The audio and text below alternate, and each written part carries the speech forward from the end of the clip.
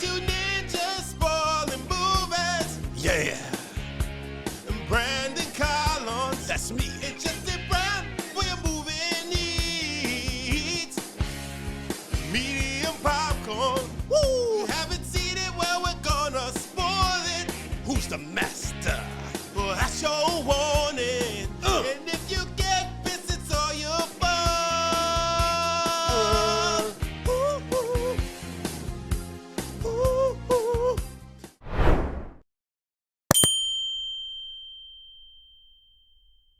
If you feel it, chase it. If you feel it, chase it. That's right, folks. This is a Media and Popcorn. We're here to talk about movie news and trailer reactions. Got a bunch of stuff that is on the docket. One story that we didn't even get to last time, Justin, because we just were talking about so much news. Unfortunately, it's not the most positive and happiest news, but Shelley Duvall, acclaimed actress from Stanley Kubrick's, of course, The Shining movie, as well as Popeye and other films, has passed away. Yep. Happy trails. Happy trails. Happy trails indeed. She was man, she went through a lot. She went through a lot making some of these movies, man. But she was one of the first actresses, I think, to kind of openly talk about that stuff, kind of talk about abuse on set and things like that. She died at the age of 75. So she had a long life, and she's had some memorable roles. So rest in peace. Rest in peace, Shelley. My lady. We also lost another impactful actor. Bob Newhart died. The dean of the Deadpan Delivery died at the age of 94. Obviously, he had quite a few successful shows, and most recently, I think, appeared on The Big Bang Theory. Yeah, he was great on that. Bob Newhart show, of course. I think he played like he kind of hosted like a Mr. Rogers type show or something like scientist, something like that. Yeah. Yep. So that's a comedy great that's no longer with us, but lived a really long, fruitful life at 94. Yep. We can only hope to be that old. Not me. I want to be. I want to be 90. You don't want to be 94? No. Man, I would love to be 94. I'd be like sitting on a porch drinking lemonade all day and just thinking about my, the life I've lived. Because if I'm 94, then what? My kids would, 35 years younger than me, are hitting their Almost 60. 60s. God forbid, one of them has a heart attack or something. I don't want to be around to see my kids go. I mean, that took a dark turn because no. I've seen my great grandmother. She lost 2 of her kids. Yeah, and I've seen what that does to you. I mean, when she lost my nana, she showed up at it wasn't really a wake, but we had a little thing for my nana down in Florida. She showed up looking like John Hammond from Jurassic Park. She fully lost her mind. So I remember when my died, his mother was at my grandmother was at the funeral. She's like, Ralph ain't dead. He's right there. It's like, oh God. Oh no. You had like a My Girl situation? No. It was like he's just got to put on his glasses. That movie fucked me up. There's a reason why it's never been on the movie. Like, we've never done it. My Girl fucked me up. Yeah, that's a sad film. This is a sad and it was Macaulay Culkin too. You gonna fucking kill Macaulay Culkin with some bees? So my half brother kind of looks like a very short version of my father. I thought you were about to say Macaulay Culkin. I was like, whoa. What? What kind of G's are going on in the Justin Brown family? So she was talking about him. He's like, Ralph ain't dead. He's right there. And like, it's in the middle of like, there's been eulogy said. Like, actually, I think at that point I was actually speaking, and I go, Grandma, say to everybody. Like, everybody started laughing because it was hilarious. Because when she said it, it was just like everyone just stopped and looked and said, Grandma, say to everybody. Everyone just starts laughing. It was like, whatever, and we just continued on. She was a wild lady. That's besides the point. Yeah, grandparents, man, they see a lot and they say a lot, and a lot of it's insane. 99 years old when she checked out. Oh man, and you don't want to be that old. She lost both of her sons before she died. Damn. Yeah. No. I get it. I get it. Well, you live. This is like not the segue I wanted to do, but you live long enough to be the hero or something. I fuck up the quote. I'll come back to it. You know what else got canceled? Not from life, but like it ain't coming back. Is apparently Halo on Paramount Plus. Mm-hmm. That got canceled. Did you watch it? No, I didn't. Did you?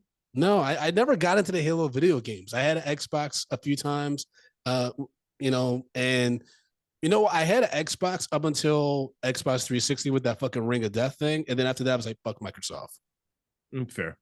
And so but I had just never really got into the Halo games. I always thought they were kind of redundant, and like I really know what I was doing. And so when they had a show, even though I liked the actor Pablo Schreiber from Orange is the New Black, I was like, maybe I'll get to it if people say it's good enough. Lluvia in the chat said it's a good show, but people have told me that it was a pretty decent show.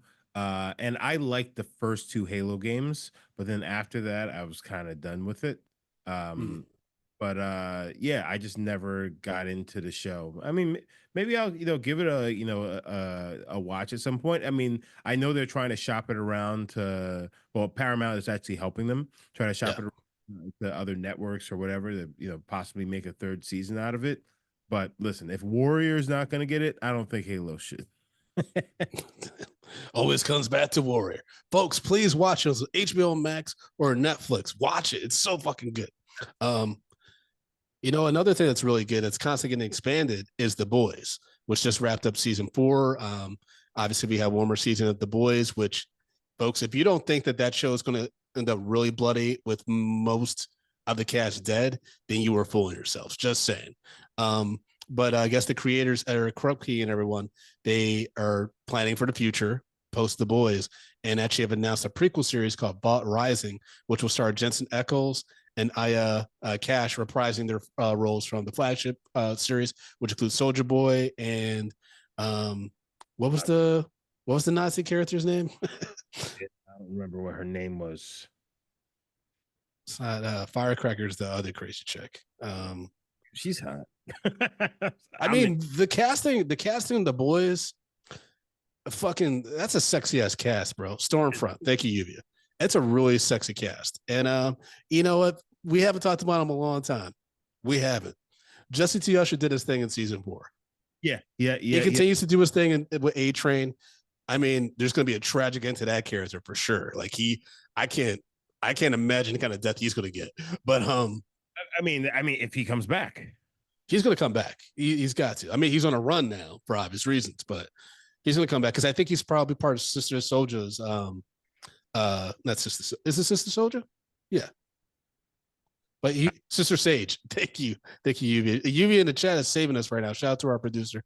I think he's part of like her bigger plan, because I think she has a plan for a plan that doesn't include Homelander. I think she's got the shit thoughts so far ahead that Homelander doesn't even know what she's about to pull off on him. And so because there's a reason why she didn't rat out A Train. Remember, she knew that it was him the whole time. That was giving the boys secrets. So I think he's got a big role to play in the last season. Again, we both know, like, when you snitching on and you try to play both sides, you ain't gonna make it. So it's very rare that character makes it. I see people online who's like, Homelander was much smarter in the in the first 2 seasons. I feel like they dumbed him down so much. It's just like, you thought that this character was smart. Well, I mean, a lot of people are just now like, Eric Kripke, actually, in the Hollywood Reporter article that we read, he talked about how people this season, for some reason, it finally clicked to them, like the parallels between Homelander and Trump, which is insane to me because I felt like they were so on the nose about it.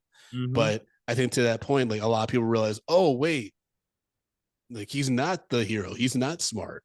But they, like, to your point, like, they already were showing us how emotional he is and how much that clouds any judgment that he may have had, because he's such a broken person. I mean, when he goes back to that lab, that was wild, dude. That's got to be like the worst job ever, because once he pops up, you're like, well, it seemed like they all knew they were going to die. Like, there wasn't even like a hesitation, like, oh, like, he's just making us uncomfortable, but like, this would be fine. They all were like, we're about to die. Yeah. It's crazy. Shout out to the boys. I thought it was a solid fourth season. I know some people had some issues with it, but I think it's on par with what we got on before. I do think Gen B season 1 was a little bit better.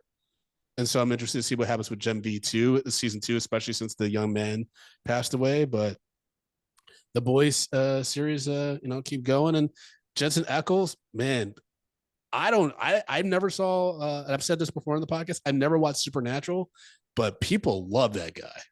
Yeah. Yeah, they really. I guess it's the voice. I don't know, but like people like Soldier Boy clips are always online.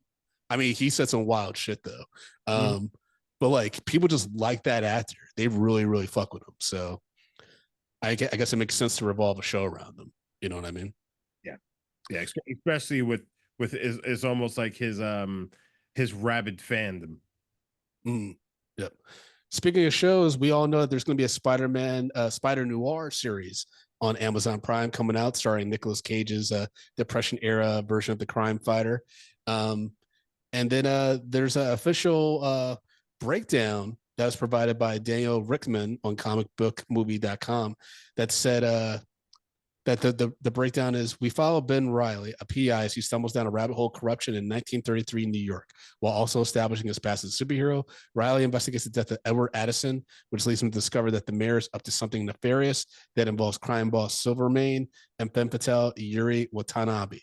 And we already know that Brendan Gleeson's going to be in the series, and it's also going to be produced by Lorda Miller, who did the Amazing Spider-Verse movie. So I'm down. I'm down for the show. I think it's going to be weird as fuck. Yeah, I'm just down for some weird Spider-Man shit with Nicolas Cage in the suit and out the suit, and just what kind of Nicolas Cage we're going to get, because he hasn't been a leading man in a commercial property in a long time. Yeah, I mean, it is animated, but still, it's just no, it's going to be live action. Wait, I'm sorry. This is live action, Justin. Sorry. Wait, what? Pay attention. We've been talking about this. Hold on. It's live action. Hold on. This entire time, I was just under the impression in my head, I was like, oh, this is just animated. They're really making this a live action. Yeah. Holy shit. You just blew my fucking mind.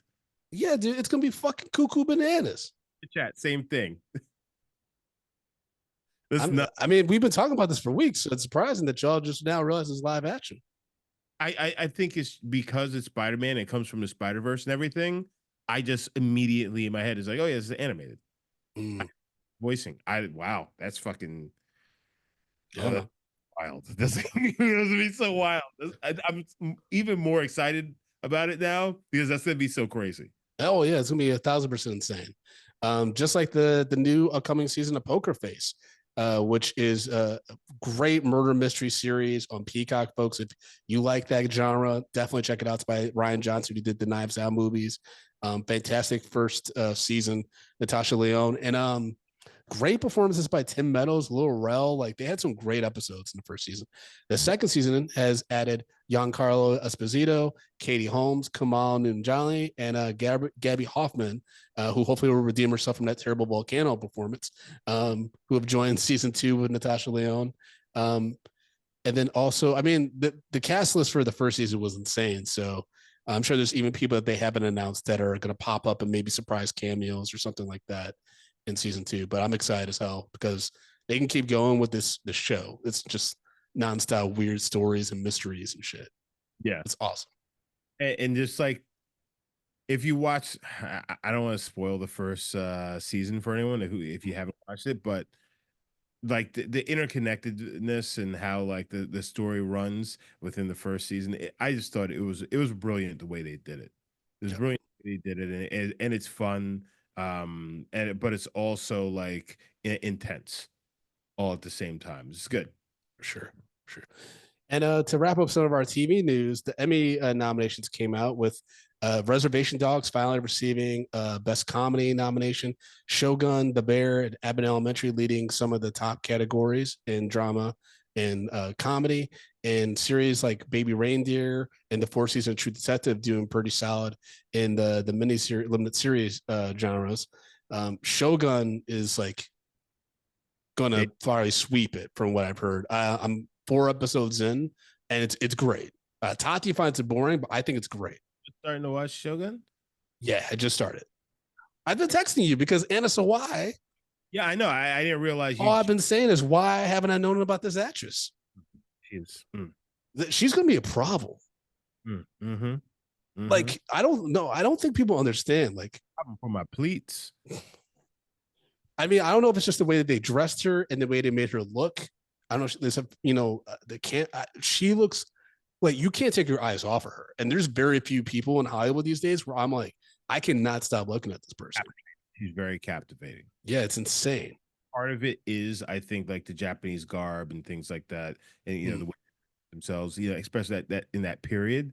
But like, yeah, she's a gorgeous. She's gorgeous. Yep.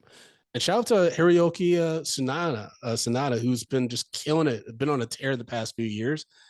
He's great so far, but he's got competition with Idris Elba, friend of the show, for Hijack, which I was surprised he got nominated.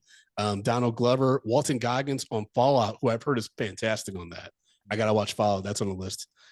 Gary Oldman and Dominic West. I believe Dominic West is for The Crown. I'm not sure what Gary Oldman got nominated for. But yeah, the categories this year are pretty stats, it's going to be interesting. And Ayo Adibri, she got bumped up to lead actress, not supporting actress. But basically all the actors in The Bear got nominated, except for Oliver Platt, which is kind of wild.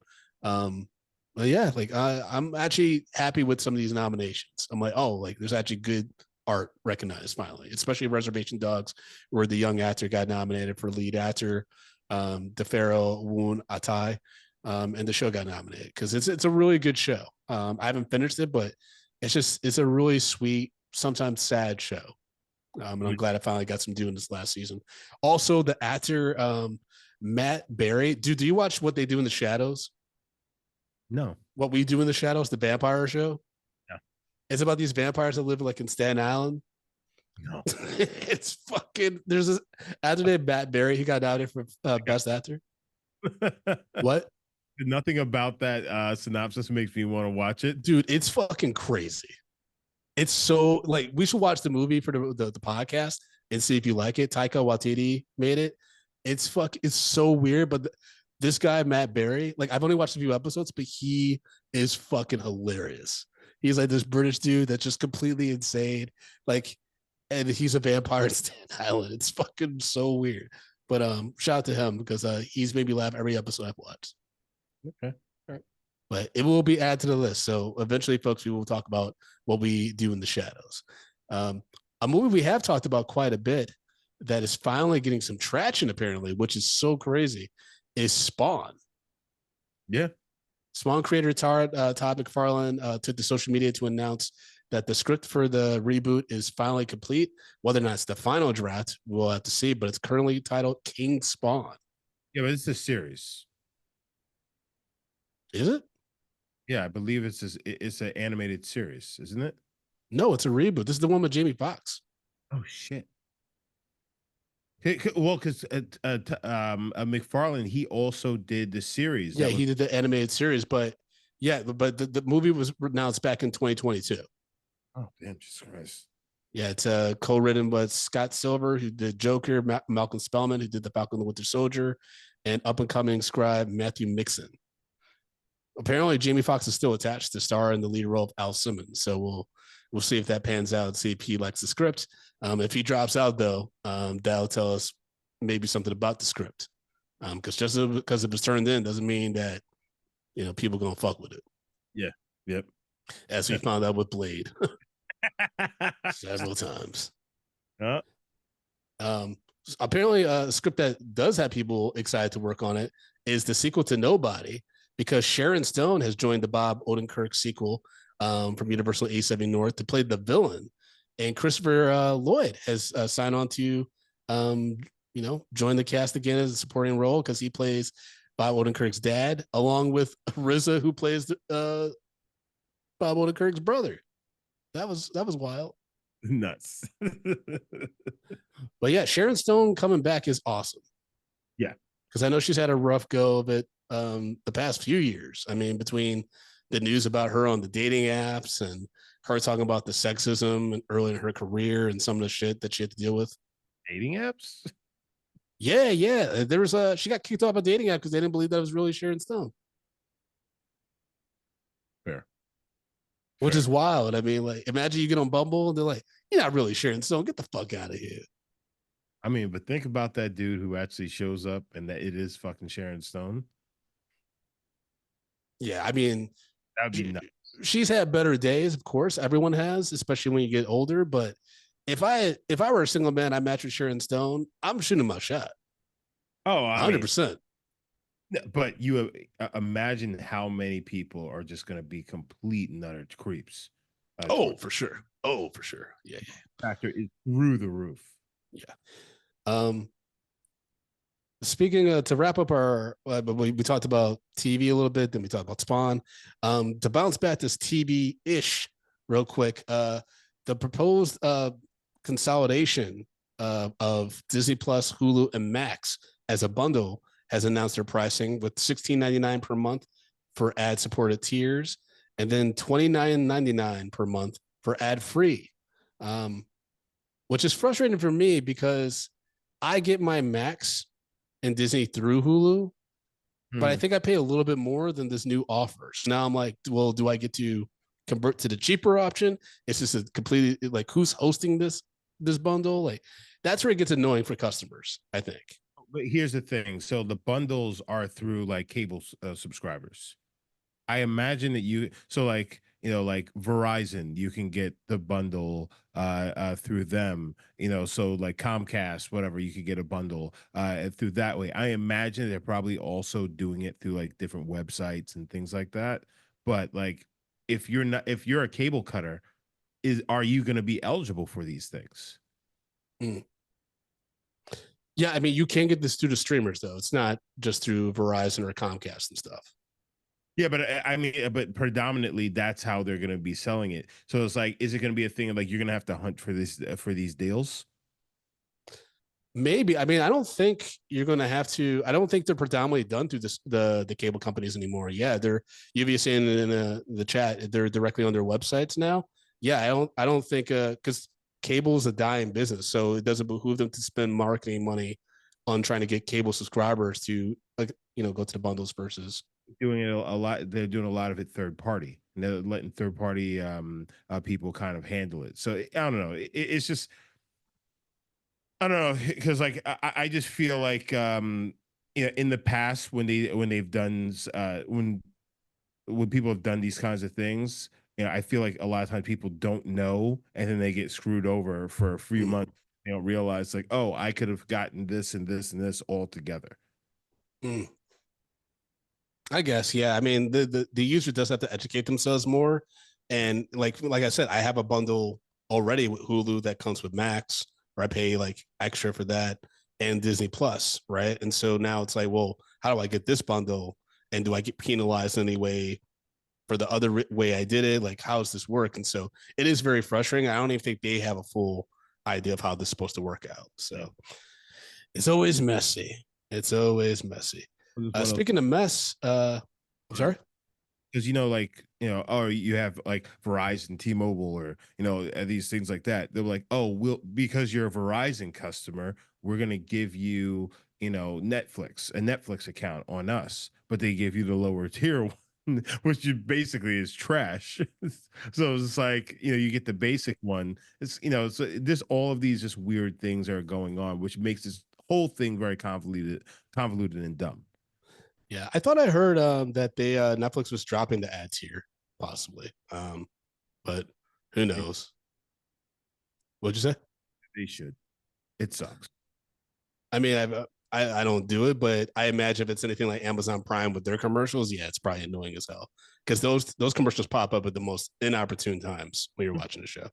In a segment I like to call hashtag Black Actors, the morning show has booked William Jackson Harper for its upcoming fourth season.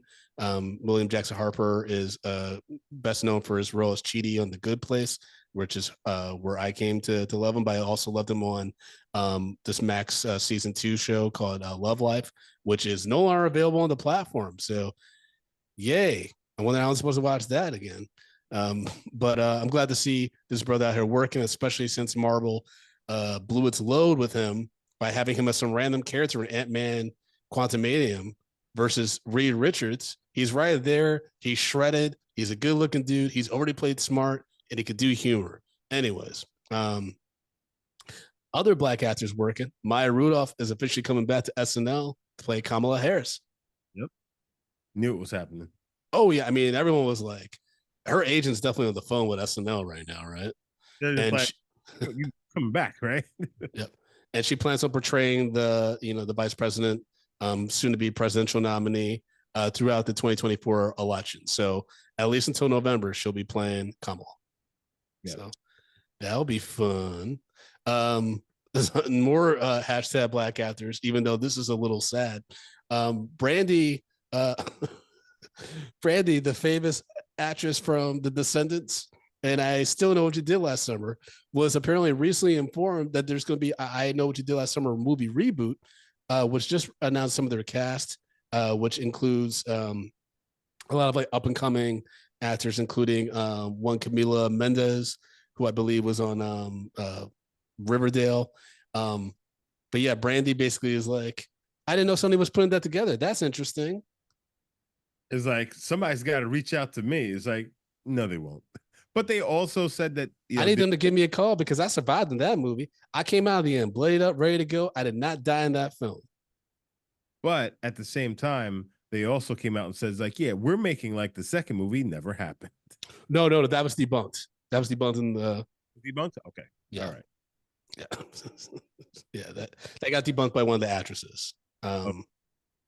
Yeah, like in one of the articles I shared with you, the director clarified also and said definitely not. We're not ignoring the sequels. Okay, so they're just ignoring Brandy. I mean, she clearly never got. I mean, even Jennifer Love Hewitt and Freddie Prinze Jr. They're saying they're in negotiations. Well, Freddie Prinze Jr. said he's in active negotiations. Jennifer Love Hewitt, she's probably playing hardball or something like that because I'm sure their roles are very tertiary to the actual plot. Because if they want to reboot it, they got to start with a younger cast. They can't just bring in the older dudes. That's why like Scream 7 is interesting because it's like, well, how long do you keep investing in Nev Campbell, Sydney, if you're not continue building up a new cast to keep the story going? Otherwise, this chick can only get stabbed so many times. And then it's also just the thing that's that like the I Know What You Did Last Summer cast, you know, are they as beloved as the Scream cast? You know what I'm saying? Is it was as big as the people's like, oh yeah, is Jennifer Love Hewitt and Freddie Prinze Jr. coming back? You know what I'm saying? Especially being the fact that they're not necessarily very active these days. Yeah, it's not the biggest draw for sure. I think it might be more nostalgia or anything, especially, you know, let's be honest, if they pump up Jennifer Love Hewitt in the way that teenage boys liked her, they bring that back in the market, that might be something. But also, like, it's a different world now, so you know, I don't see her wanting to do that. Yeah, exactly. I think she's over that time. So it'd be kind of weird. Because it's not like I want Jennifer Love Hewitt back for her acting prowess. No offense, same for Freddie Prinze Jr. They've never been like, oh man, you know what this movie could have used some more of? Like Freddie Prinze Jr. Unfortunately for actor Manny Jacinto, who actually is having a great moment right now, also alum from the Good Place series, who's fantastic on that, and just having a moment with the Acolyte, becoming kind of a sex symbol to a lot of Star Wars fans. But he actually talked about how he got cut from Top Gun Maverick. He was part of the squad, but he actually none of his lines made it into the final cut. Yeah, which has to be a bit rough, you know. You know, you're part of this crew and you're part of this this movie, and you see your co-star Glenn Powell blow up, you know, and you're just kind of like, oh damn. Well, I mean, I got a check, but goddamn, you know, it's got to be kind of rough. But you know what? I like the way that he kind of handled it. It's just like, because he gave a kind of honest representation of what the business is. It's like, listen, Tom Cruise is making movies for Tom Cruise. It's like, I didn't expect. He's like, also, I kind of saw it coming. You know what I'm saying? It's just like, but it also makes is, you know, this is a good example of you have to make things for yourself. You know what I'm saying? is gonna, further along your skills and better, your career. So it's like, there's a learning lesson in there. And I thought he handled it with much grace.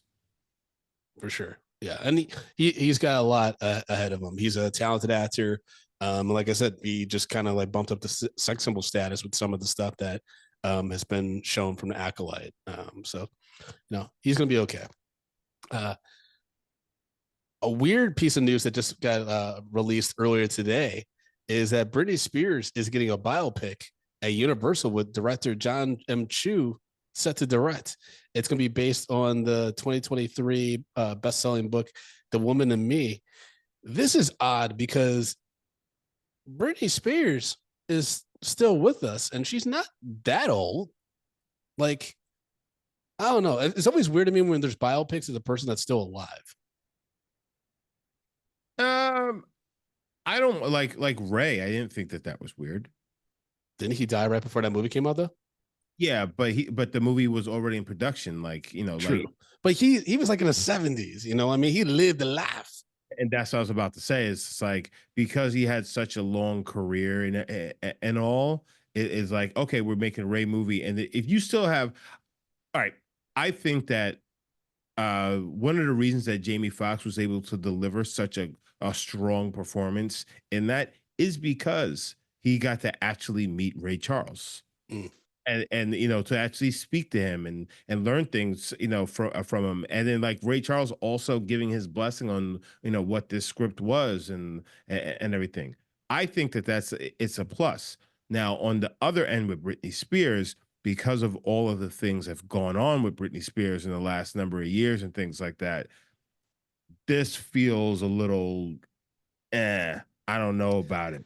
Yeah, I mean, John M. Chu, he definitely has made entertaining movies in the past. Like in the Heights, he has Wicked coming out soon, Crazy Rich Asians. But I feel like not on the level of like a Ray or the upcoming Michael Jackson biopic, but she's had some really dark moments in her life, and a lot of them are chronicled in The Woman in Me. And so this can't just be a happy, hunky dory, colorful biopic. This is gonna have to be real. And I just don't know if John M. Chu's the right director for that kind of nuance. But I could be wrong. Maybe this is something where he's like, I can finally do something different. We'll have to wait and see. I guess for me, it comes off as a little exploitive. Mm. But at the same time, maybe she's, she needs the money, and you sell those rights out there, and she get herself, make sure she's eating. So I don't know, but like yeah, she got paid Kevin Fairline child support still, I think. Mm-hmm. You want a piece of me? He was like, yes, please. Lluvia in the chat saying or positing, or telling her side of the story from her turn on her terms. Yes, but the issue with that is when artists are directly involved with their biopics or a biopic that involves their likeness, that's when you start seeing some things getting, specifically catered to make them look good. As much as I love Straight Outta Compton, we all know that Eazy-E and Dr. Dre did not have a goodbye moment. They were not on good terms when Eazy-E died. Notorious. Diddy was had a heavy hand involved in that production stuff. Clearly, didn't make him seem as exploitative Biggie as he probably was, based on what his Mrs. Wallace's count, as well as other people that have said stuff about how Diddy does bad boy business and things like that. So it's always kind of murky when the artist is directly involved in their biopic, but you also do need their rights so you can get the music. And then also on the other end is like, because Britney Spears has had, a lot of, problems recently, especially, whether it be substance mental issues or whatever, it kind of does for me at least. It's just like, oh, you guys are just really just trying to milk her for whatever she's got. Because also you gotta understand, what is the deal that they have for this film. You know what I'm saying? And, you would hope that her people took care of her in this, but it could also be a very exploitive deal that they gave her, to make, for the rights to this. Yep. You never know, folks. But we'll wait and see how this comes together. I mean, it's all going to be in the casting, so we'll see if they're able to get the cast, and we'll see if it actually comes to fruition. Because the Madonna biopic, they casted Jennifer Garner, not Jennifer Garner, Julie Garner as Madonna about a year ago now, and it's on pause for various reasons. So we'll have to wait and see. But a movie that's not on pause is Superman, which just recently wrapped up its filming, according to James Gunn. The movie is set to hit theaters next summer. We've talked about this movie before. Ohio, it still has a few more weeks going. No, James. So this article came out after, before James Gunn recently posted on Instagram that actually they finished wrapping and stuff. Yeah. Yeah, we'll see how it looks. I think that people need to temper their expectations. I think as long as it's a good movie, I think that will kick off the new DCU in a good place. I'm not expecting it to light the world on fire box office wise, but as long as it's a decent movie, I think that will hopefully get them a good footing to keep expanding. But we'll wait and see. I have faith that James Gunn, had a really good story to tell and stuff. And kind of that wraps it. Movie news. As we, can wrap things up by talking about the final piece of news, which is Robert Downey Jr. is returning as Victor Von Doom, or at least Doctor Doom, in Avengers Doomsday and Avengers Secret Wars, which is also going to be directed by the returning Russo brothers. I've seen a lot of mixed reaction online about it. I don't really care. I think it could work really well, but I could also see it being disastrous. But clearly they have enough juice there to pay the Russo brothers a shitload of money, and Robert Downey Jr. reportedly almost $100 million to come back for these two movies, which I've seen a lot of actors and creatives in Hollywood just really upset about that number.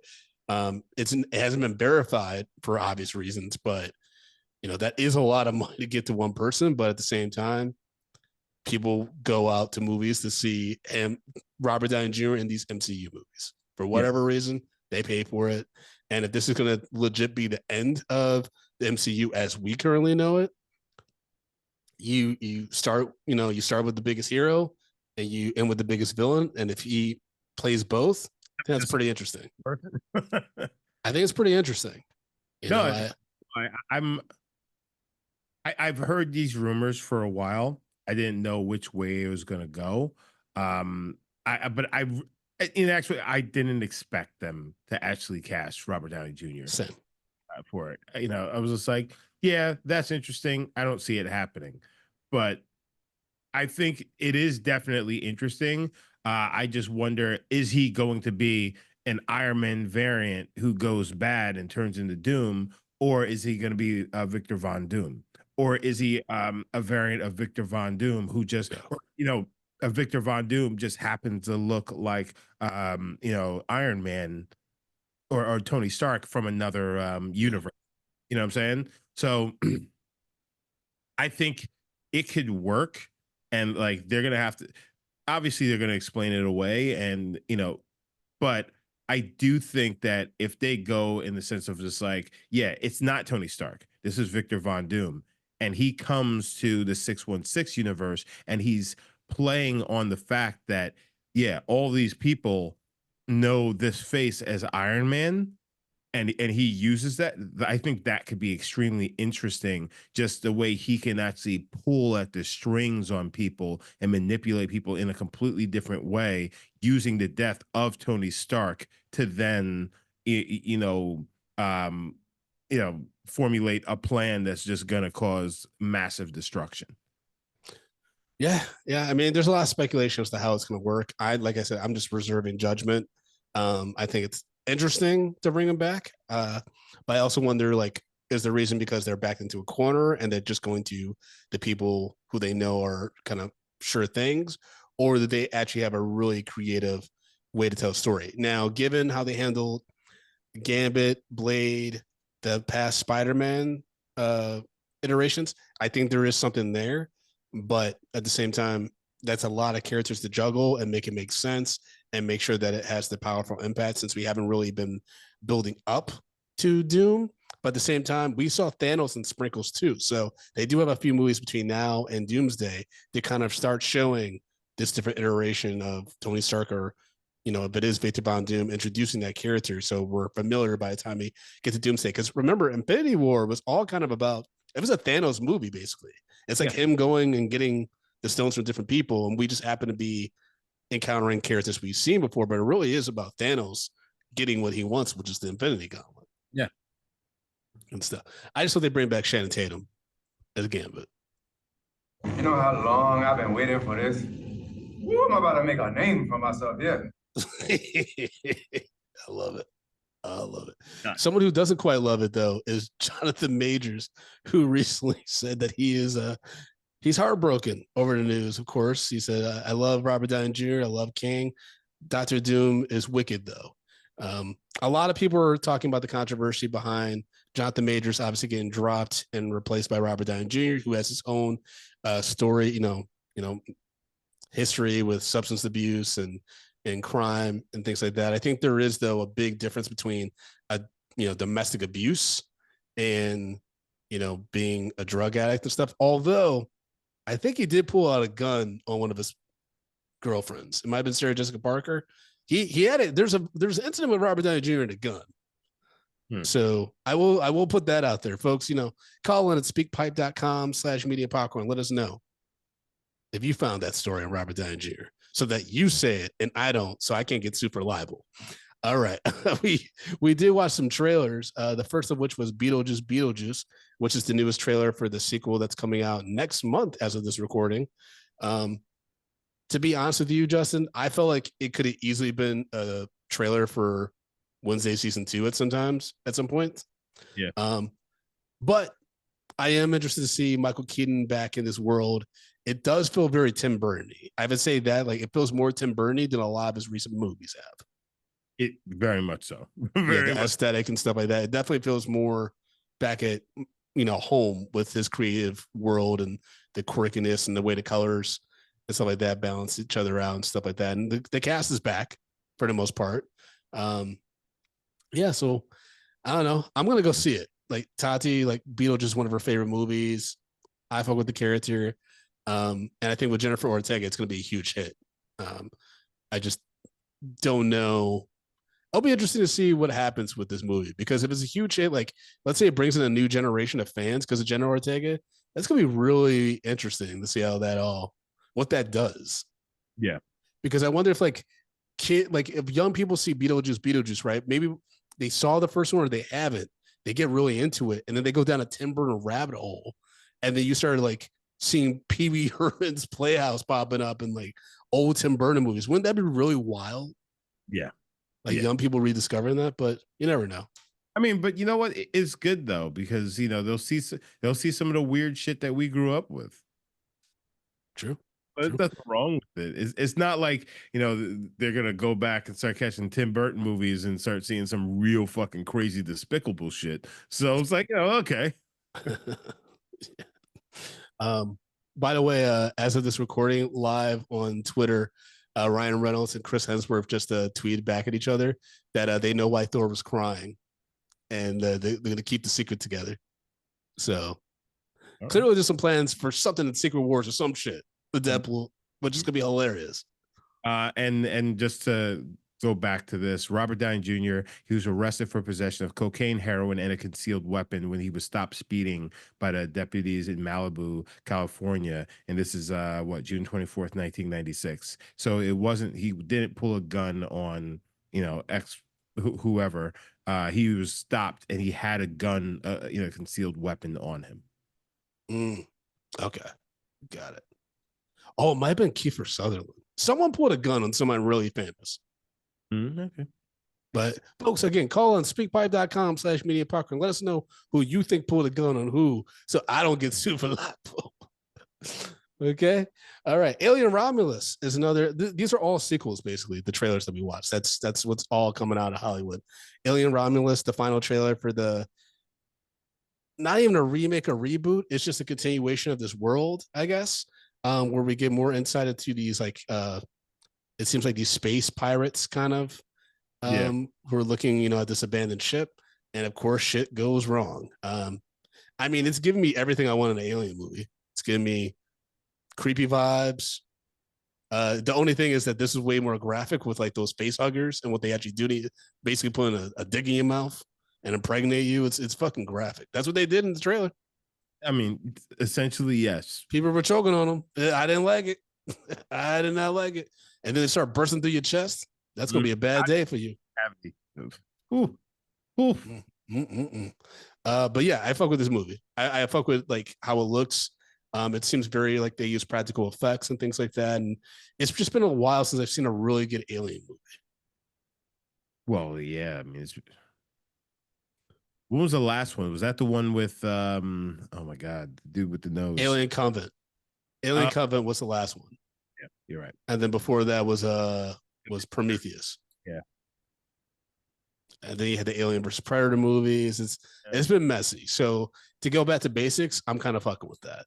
Yeah, I mean, and it looks dope. It really kind of kind of gives you kind of the ode of the original Alien film, but just from just the trailer and everything that we've seen so far, it's giving those same kind of vibes. Which the first Alien film was fucking. I thought the shit was scary as shit when I was a kid. I was terrified of that. Yeah. And what I also like about the aesthetic, what I like about these movies is that like it's like obviously in the future with the technology and everything, but it feels very old. Yes. And vintage. It's really interesting how they do that. So looking forward to seeing this movie. I already got invited to a screening, so looking forward to checking that out. Right.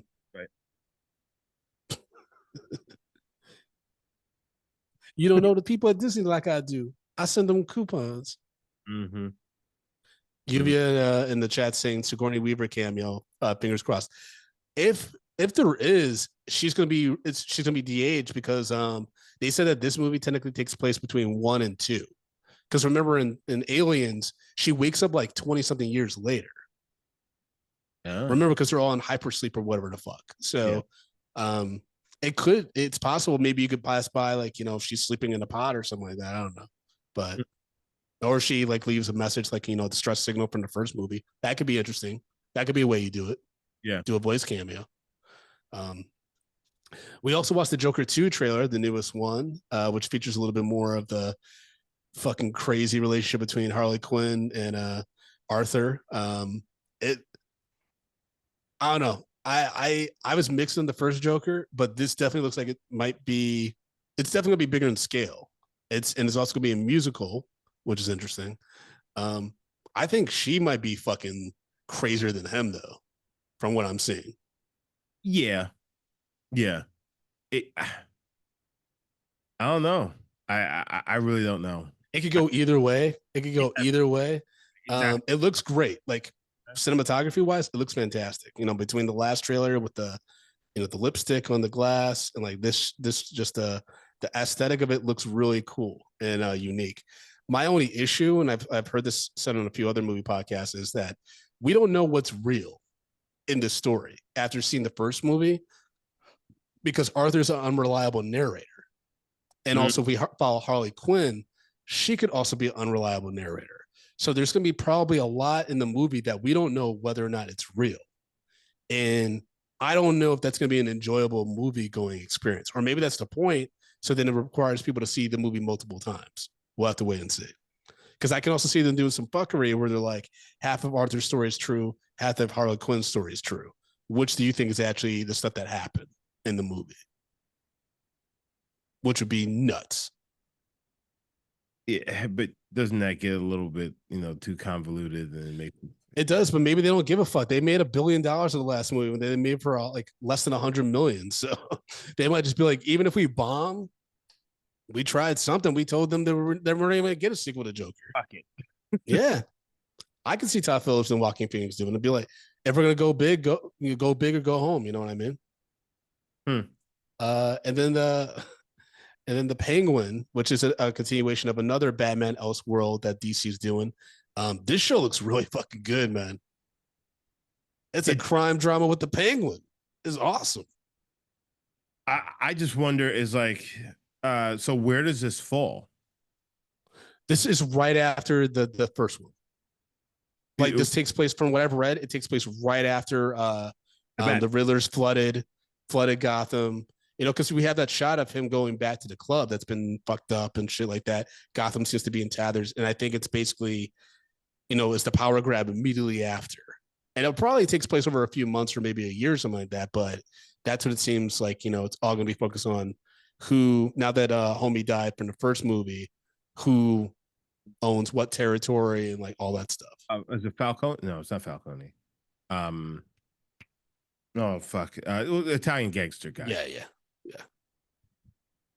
But yeah, I mean, Colin Farrell, man, he looks crazy on all that makeup. It's insane, dude. I wonder how long he's gonna go with this. You know what I'm saying? And is this character then gonna be more of a prominent character within the the next Batman films and things like that? Because it seems like they're building him up. He at the very least, I imagine that he'll make some sort of cameo in the next film coming out. But it's just interesting that they're doing what they're doing right now. Yeah, and just to clarify, so John Turturro did play Falcone. His daughter, Sophia Falcone, she's going to be in the movie, in the series, coming from Arkham Asylum, which is going to be fucking nuts. And then the other mafia family is the Maroni family, who was played by Eric Roberts in like The Dark Knight and stuff like that. Yuvi's asking in the chat, is this part of the James Gunn verse? No, this is still separate. This is part of what Matt Reeves is doing with the Elseworlds, like with the Batman, the Penguin. And I think he's planning maybe another series. I know the Arkham Asylum one, the Gotham PD one, those got scrapped. But I do think that they maybe are building up Justin Penguin to be the final villain in all of this, maybe. Or he's going to be around at least for Batman 2. Gotcha. I would say. I still think that they're leading up to either Quarter Vowels or Hush, for sure. I definitely think Hush is going to be a villain. But I also can see them adding Quarter Vowels. Maybe not in the second one, but by the third one, I think because it's all about corruption in Gotham. Yeah.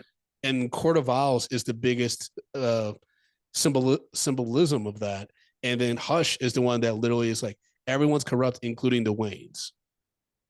So it all makes sense to include those villains, but you never know. I mean, it would make sense for them to kind of connect it that way, but like you said, you really don't know, because there's just it's a tough call, because they can really just go anywhere with it. Yep. But I mean, if anyone's read the Hush comics, what they did with the first Batman with the Riddler, you could say that the Riddler was put on that path by Hush. Because Hush, I think, he wasn't born in an orphanage, but he was very much, was he? I think he was. Yeah, but there's ways that he's involved, like the mastermind behind everything and shit like that. But we'll have to wait and see. I think the Penguin series looks good. It's only going to be 8 episodes, so hopefully it works out. And it's going to be coming on September 19th, so we're less than a month and a half away. Yeah, buddy. Yep. So, folks, that's our movie news and trailer reactions. Hope you all enjoyed our take on these things. If you have your own take, please share them with us at speakpipe.com/mediapopcorn, or you can join the Patreon family at patreon.com/mediapopcorn. Post in the comments. Let us know what you thought of this episode, what movie news strikes you, what movie trailers interest you, all that good stuff. And you also just get to talk to Justin and I. We're in the chats. We communicate. We post bonus content and all that good stuff. So patreon.com/mediapopcorn. And on the personal side, you can follow me at Frodo_Blackens on Threads and Instagram. That's where I'll be popping most of the days. I don't try to do that Twitter thing. It's wild over there. So Instagram's where I'm at. We would never call it X. I refuse. It's fucking crazy. Justin, how can people follow you, bro? Guys, you can follow me at J Brown Did It on all the socials. I'm there. That's right. And don't forget patreon.com/mediapopcorn. But if money's tight, leave us a 5-star review on your favorite podcast application. We will read on the show, including Spotify. If you leave a comment on Spotify, we'll read that on the show. And also leave us leave us a voicemail, speakpipe.com/mediapopcorn. It's been a while since we got one. So it'd be great. Yeah. All right, y'all. Just remember, you either die a hero or live long enough to see yourself become the villain. You had to look that quote up. I did. You couldn't remember that. My mind ain't what it used to be, Justin. Brandon has Alzheimer's. Bye.